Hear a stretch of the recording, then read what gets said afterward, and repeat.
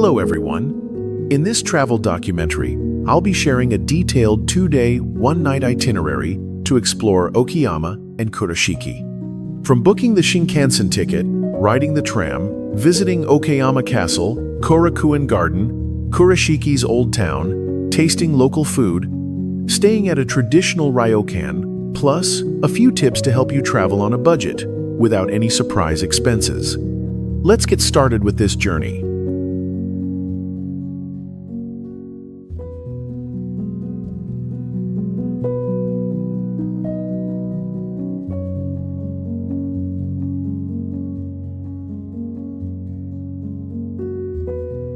Two-day itinerary summary for Okayama, Kurashiki. Day 1, Okayama, Shinkansen, Slow Tram, Crow Castle, Korakuen Garden. Day 2, Kurashiki, Old Quarter, Ohara House, Peach Croquette, Shinkansen Garden. Day 1, Okayama. From Osaka, I booked the Shinkansen ticket online in advance, around $45-50 USD one way, depending on the train time. The ride takes just about 45 minutes, very fast and convenient. After getting off at Okayama Station, the first thing I did was store my luggage in the coin lockers right inside the station. The fee is around $4-6 USD, depending on your suitcase size. Super handy for anyone wanting to explore freely without carrying bags. Okayama is small and peaceful, so I chose the tram instead of taxis or buses. Right outside the station, I already saw the tram slowly rolling along tracks in the middle of the street. The atmosphere in Okayama is very different from Osaka or Tokyo. Wide, clean roads, not many cars, and lots of greenery on both sides. Each tram is painted a unique color. I saw green, bright yellow, orange red, and even a sleek black one that looked quite striking. Tram fare in Okayama is just around $2-3 USD per ride, paid directly when getting off. The tram moves slowly, stops at many small stations, perfect for soaking in the calm streets.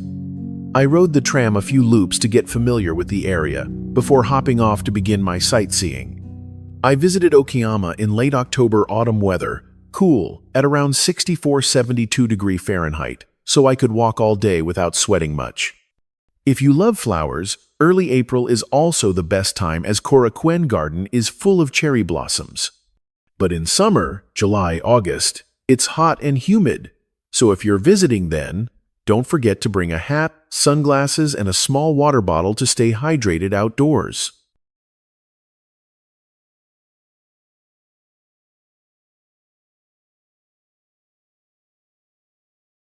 The first stop I made was Okayama Castle, also known as Crow Castle, because its exterior walls are entirely black, quite different from the white castles like Himeji or Matsumoto.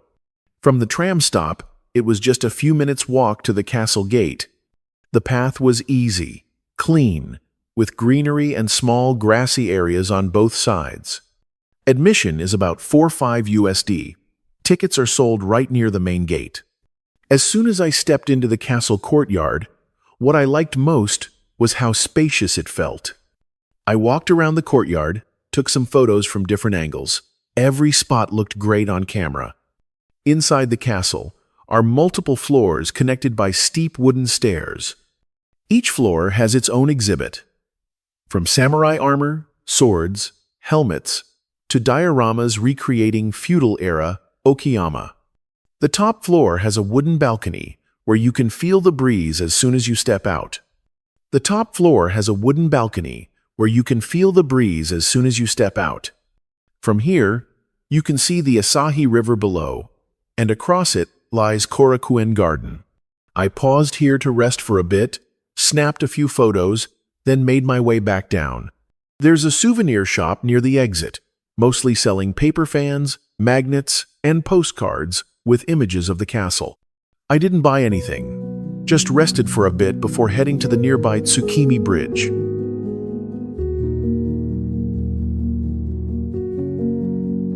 Leaving the castle, I walked across Tsukimi Bridge. Its name means Moon Viewing Bridge. The bridge isn't very long, spanning the Asahi River, with clean wooden planks and light-colored railings that look quite simple. Below, the river flows gently, and both sides have stone-paved walking paths. Tourist boats occasionally pass underneath.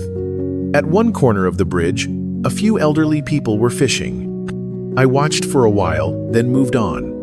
Across the bridge, just a few steps away, is Korakuen Garden, the place I looked forward to the most on this trip. Together with Kenrokuen, Kanazawa, and Kairakuen, Mito, Korakuen forms the three great gardens of Japan. The garden covers more than 13 hectares, with flat-trimmed lawns, white gravel paths, and ponds crossed by curved wooden bridges. Before I could get my bearings, I was already immersed in the quiet and refreshing atmosphere here.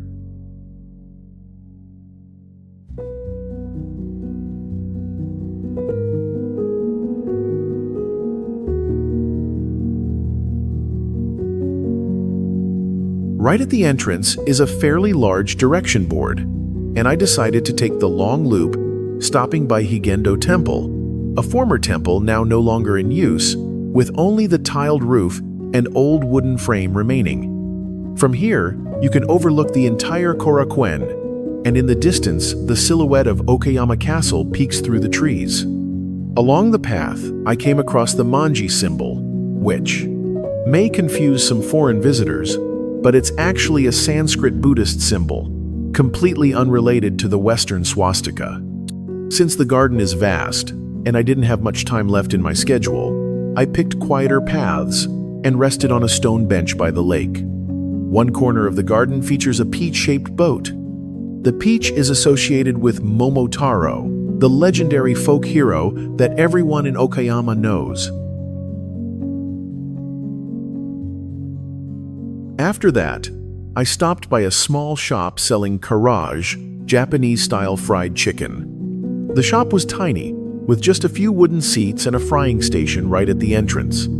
Each carriage portion costs about 400-500 yen, around 3-4 USD. I ordered one and ate on the spot. The chicken was freshly fried, crispy on the outside, and left me full enough to continue. I headed back to the tram station. Just as I boarded, I saw a tram decorated with a Formosan black bear, a species native to Taiwan, with the word Taiwan printed large on its side. I asked the driver and learned that this was a special tram route in partnership with Taiwan's Tourism Bureau, running a few times a day for promotion. The tram moved slowly through small streets. After arriving back at Okayama Station, I picked up my suitcase and walked to a ryokan near the station. An old, small, but cozy Japanese inn. I chose a ryokan instead of a hotel to experience sleeping on tatami floors, wearing yukata, and using a Japanese-style shared bath. The ryokan was just a 10-minute walk from the station, costing about 7,100 USD per night with a simple breakfast included. My room was just enough for one person, with tatami flooring, sliding shoji paper doors, and a neatly folded futon set in the corner. Before sleeping, I went down to bathe in the shared bath, a small but clean hot water tub. I soaked for a while to relax my legs, then returned to the room to rest and get ready for the next morning's journey to Kurashiki.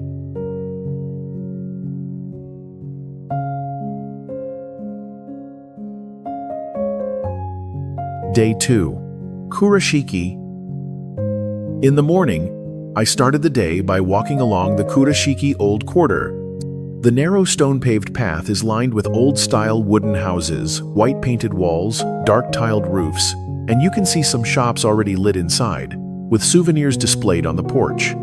Some cafes had already opened early, while a few souvenir shops were still setting up. I stopped by a small shrine along the road. Its gate was a stone torii, with both pillars darkened by moss, firmly rooted in the gravel-covered ground. I stepped through the torii, following the stone path into the main courtyard. To the left was a chozuya water basin, carved from solid stone, with bamboo ladles neatly placed for visitors to rinse hands and mouth before praying. At the main hall hung a large Shimenawa rope, stretched across, decorated with zigzag white paper strips. On the altar sat small offerings, an incense bowl, candles, and a bell. One nearby corner was filled with senbazuru, thousands of paper cranes folded in many colors, grouped together, swaying slightly in the wind. Below them were wooden ima plaques, each carrying a wish or small handwritten message from visitors. I also bought one ima, wrote a few simple lines, hung it up, looked at it for a while, then left. Leaving the shrine, I returned to the stone path, followed a narrow lane beside old wooden houses, and headed toward the Kurashiki River. The river flows slowly, with swans occasionally swimming by. Along both banks, black and white tiled roof houses sit close to the water, many turned into cafes or souvenir shops. There were several hand-rowed boats moored by the bank, with rowers in bamboo hats waiting for passengers. I stopped on the stone bridge crossing the river, paused for a while, then took a few photos. Leaving the riverside, I continued to the Ohara family residence. This area was once the estate of the Ohara family, who funded many important buildings in Kurashiki. The gate was painted black wood, tiled with layered roof tiles, with a wooden sign above engraved with the family name. Stepping through, a gravel path led to a traditional Japanese garden, with a koi pond, a few old pine trees, and small flower bushes along the edge. Inside the residence were displays of paintings, ceramics, and old books. I sat down at a book cafe within the compound, ordered a black coffee and a small slice of cake. From the Ohara residence, I walked to the Kurashiki Museum of Art, a small museum that houses some Western paintings, modern Japanese works, and rotating seasonal exhibitions. Entrance was just about $4.5 USD. I got my ticket at the counter, no need to queue as it was quiet at noon, and the space felt calm. I did one full round and spent the most time at the oil painting room, then rested on a stone bench in front of the museum courtyard. Leaving the museum, I walked to Kojima Street. It's a short, stone-paved street lined with denim shops on both sides. Kurashiki is known as the jeans capital because many famous denim brands originated here. Each store has a wooden sign, wide sliding doors, and shelves full of clothes inside. I stopped by a corner shop selling handmade leather wallets. The wallets were handcrafted, the leather soft to the touch, in simple colors. I picked a small wallet that fit well in my hand, not too expensive, as a souvenir to take home. After wandering around for a while, I headed to Ivy Square, a famous spot in Kurashiki. It used to be a textile mill, and the red brick walls have been preserved, now covered in green ivy vines. Inside are a small hotel, several restaurants, souvenir shops, and a small museum. Ivy Square is also where MT washi tape, Japan's famous decorative tape, was first created. I dropped by the store, picked out a few small rolls with different patterns, priced around $2.4 USD each, and bought them as gifts. After that, I stopped at a small shop right near Ivy Square. They sold croquettes filled with white peach, a specialty of Okayama. The outside was crispy, the filling soft and mildly sweet, served with mayo sauce. I also ordered a bowl of hot udon. The broth was clear, and the noodles had a nice chew. After eating, I ordered an iced coffee, sat for a while to rest, then continued.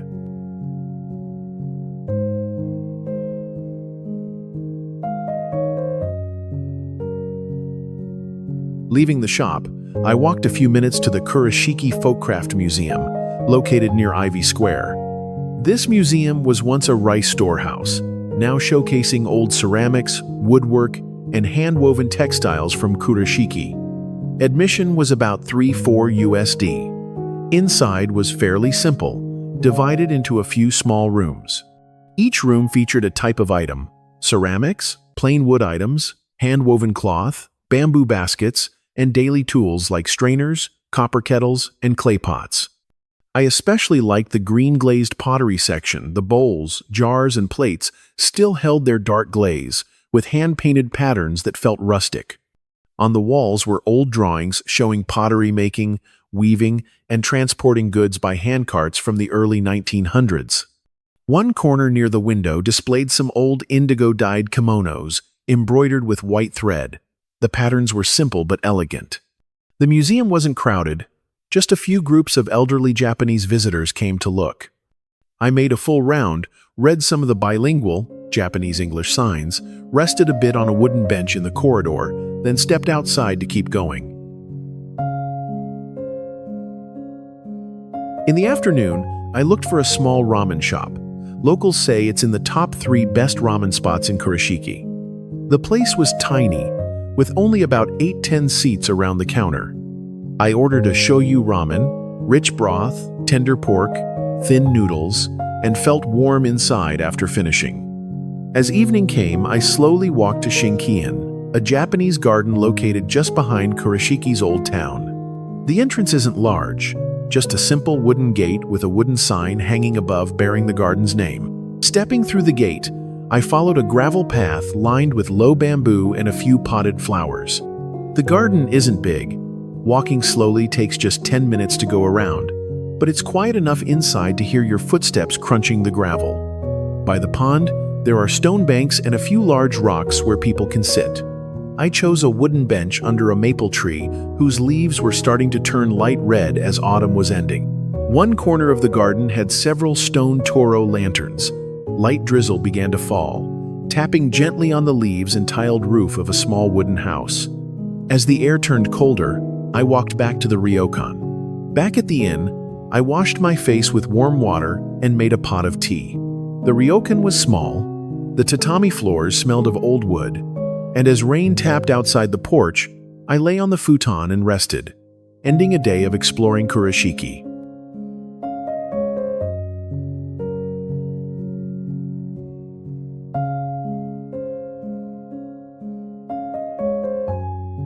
And just like that, the 2-day journey exploring Okayama and Kurashiki came to an end, full of experiences from local dishes like karaage, white peach croquette, shoyu ramen, and hot udon, to historical spots and highlights like Okayama Castle, Korakuen Garden, Kurashiki Old Quarter, the Ohara Residence, and the small museum inside Ivy Square. A short trip, yet enough to see that Okayama, Kurashiki isn't just a Shinkansen stopover, but an ideal place for those who enjoy a mix of history, local cuisine, and the region's slow, peaceful rhythm. I hope this travel documentary, 2 Days in Okayama and Kurashiki, helps you picture it clearly from how to ride the tram, buy castle tickets, visit Japanese gardens, old town streets, cafes, and simple resting corners along the way. If you found this trip helpful, don't forget to hit subscribe and turn on the bell so you won't miss the next journeys, honest, detailed, and as close to real travel experiences as possible.